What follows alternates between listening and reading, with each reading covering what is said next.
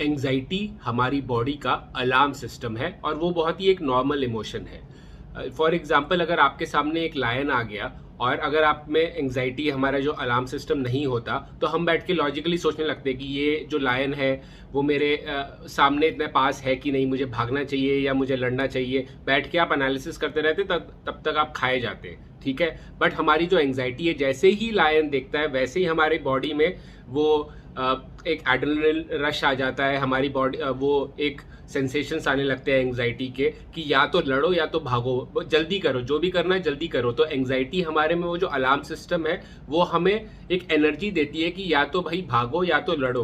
But अगर वो जो अलार्म सिस्टम है वो उन चीज़ों पे बजने लग गया जिस चीज़ों में वो इंपॉर्टेंट नहीं है, ठीक है। जैसे ओसीडी में एंजाइटी का क्या होता है कि जिन चीज़ों में एंजाइटी की ज़रूरत नहीं है उन चीज़ों में एंजाइटी हो जाती है, तब वो प्रॉब्लम हो जाती है। नहीं तो जो एंजाइटी है वो बहुत ही इम्पॉर्टेंट और वो बहुत ही यूजफुल इमोशन है अगर आप उसको यूज़ करो। देखो, लाइफ में ना हर चीज़ जो है उसका कुछ तो अच्छा होता है, पॉजिटिव होता है, या तो कुछ तो नेगेटिव होता है। फॉर एग्जाम्पल, अगर जैसे कि अल्कोहल की बात करें, कई लोग जैसे पहले पुराने ज़माने में जब एनेस्थीसिया वाले ड्रग्स वगैरह नहीं होते थे तो लोगों को दारू पिलाई जाती थी ऑपरेशन करने से पहले कि दर्द ना हो। तो दारू को यूज़ किया जाता था कोई और चीज़, मतलब कि कोई अच्छी चीज़ के लिए। या फॉर एग्जाम्पल आर्मी वाले जो लोग होते हैं उनको, वो लोग क्यों पीते हैं, जैसे ठंड वगैरह में, नहीं तो वो ठंड से यार मर जाएंगे, उनको प्रॉब्लम हो जाएगी, तो वो दारू पीते हैं। तो दारू का यूज, जो अल्कोहल का यूज जो है वो अच्छे कामों के लिए हो रहा है। कोई भी चीज खुद से अच्छी या बुरी नहीं होती। वो कहते हैं ना कि अगर वो शराब में नशा होता तो झूमती बोतल।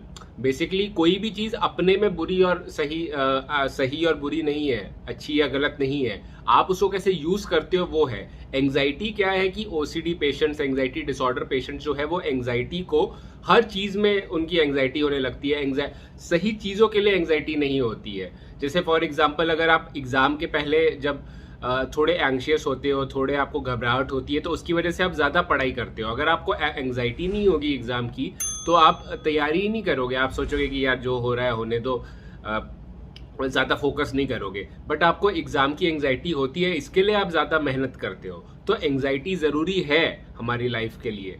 बट हमने क्या कर दिया है कि एंग्जाइटी हम पूरे मतलब अक्रॉस सारी चीज़ों में हम एंग्जाइटी ले आए हैं। हमको ये नहीं पता कि ये हमारे हाथ में भी नहीं है, हमारी बॉडी जो है वो खुद ही एंग्जाइटी क्रिएट कर लेती है। बट अभी अगर ये बात अगर आप समझ गए हो, तो अगर आपकी बॉडी एंग्जाइटी क्रिएट कर भी रही है तो भी आप उसको इग्नोर कर सकते हो, उसको कंट्रोल कर सकते हो। अब आप पूछोगे कि कैसे कंट्रोल कर सकते हैं, तो आप एक तो बहुत ज़्यादा आपको एंग्जाइटी है तो आप डॉक्टर के पास जाइए, आप मेडिसिन लीजिए। उसके बाद जैसे कई सारे थेरेपीज होती है, जैसे act therapy, acceptance and commitment therapy, ERP therapy, exposure response prevention therapy, और सीबीटी थेरेपी होती है, थॉट डिस्प्यूटिंग थेरेपी।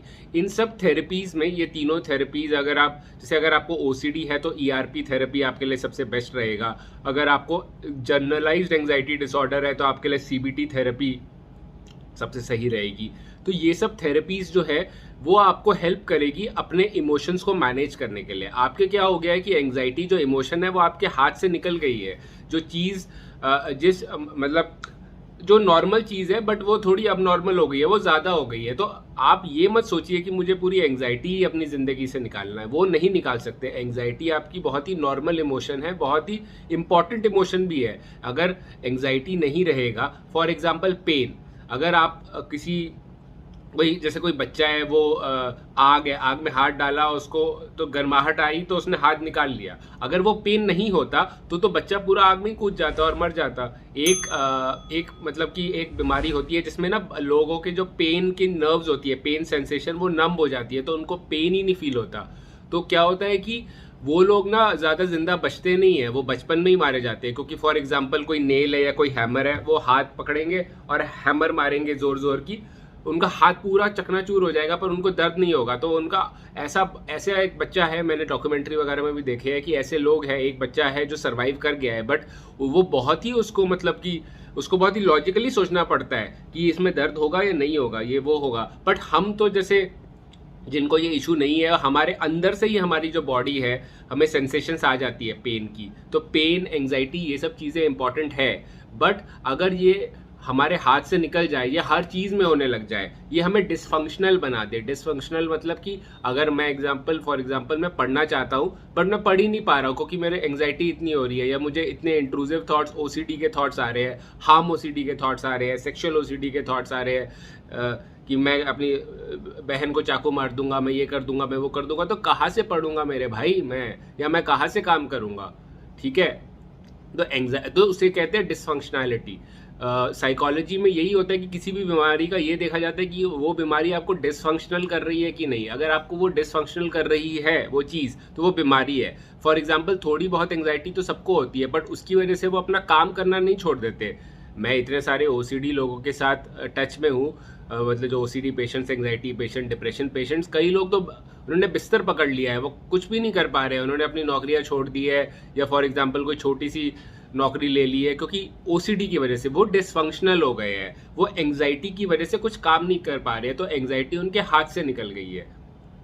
ठीक है, तो जब कोई भी ये जो एंग्जाइटी है, ये बहुत ही नॉर्मल चीज़ है। फॉर एग्जांपल अगर प्यार भी अगर आपके हाथ से निकल जाए, आपको हर लड़की से प्यार होने लग जाए, आपको हर लड़के से प्यार होने लग जाए, तो कहाँ से कुछ काम करोगे भाई?